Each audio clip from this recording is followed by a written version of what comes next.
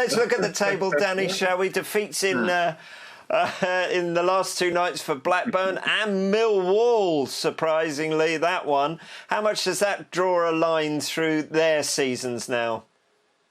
I don't think it's done and dusted yet. I think Millwall are one of the biggest teams that will suffer at home without supporters, because we know, how much the supporters bring to the game. So that's a tough one for them. But there's only 6 points, separating Cardiff in 6 and Bristol City in 12th. Derby, their remaining games they're playing against, I think near enough every team that's in the top 6 is in terms of the games that they've got left. So there's a lot going on. And when you look at Swansea, the consistency, it can be difficult at times because they've got a very young squad, but they've got some great lone players, the likes of Brewster, Gallagher, Woodman, who's been outstanding in goal. So there's a few more twists and turns yet, and I still fully expect, come the last game of the season, for not all of the playoff positions to be sorted, and likewise down at the bottom as well. It's going to go all the way to the end as more often than it does every single season in the Championship, and that's what makes it so exciting.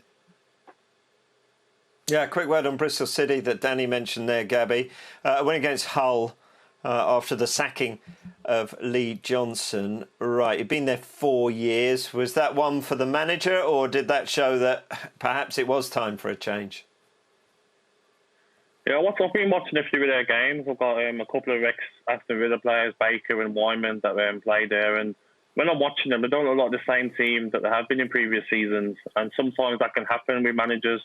Maybe it gets a bit stale. The players probably might have had enough of the manager and his options and the way he was playing. So for them to get rid of him and then put in a performance like that and get a win, it shows that maybe it is time for a change there, and a new manager was needed.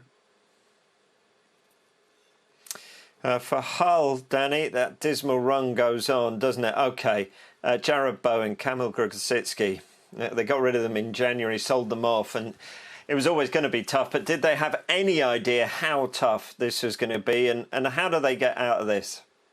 It's a really tough one for them, because in Bowen and Grosicki, that was the way that Hull City played. They didn't want the ball. They played on the counter-attack. They allowed the opposition onto them and then broke really quickly against them. And then they've just been in free fall since. I think, was it January the 1st, maybe a point off the playoffs, to now find themselves in the predicament that they're in. They got a great result against Middlesbrough, in the last minute. So there's still hope and there's still belief there. But it's a really tough one, because any team down at the bottom now, they're capable of getting a result, and we've seen that. That's what the Championship's all about. And like I say, as I said the same about the top, I think the bottom will go all the way down to the wire. But it's not just the fact that they've lost 2 outstanding players. I don't know whether Gabby would say the same thing, but I've been at clubs before where you've lost some of your best players, and it takes a lot out of you as an individual player in the dressing room then, because then you also wonder to yourself, what direction does the club want to go in? Because you need to keep hold of your best players to A, stay in the league, and B, try and mount a challenge to try and get out of the league. Yeah, as for Middlesbrough, Hull drop into the bottom 3. Middlesbrough move out after beating Millwall. Neil Warnock, is he about to do it again here, Gabby? Yeah, I think he will. He's a experienced manager. He's managed for a number of years, and I think he'll do what it takes to get Middlesbrough out. And I think Middlesbrough deserve it.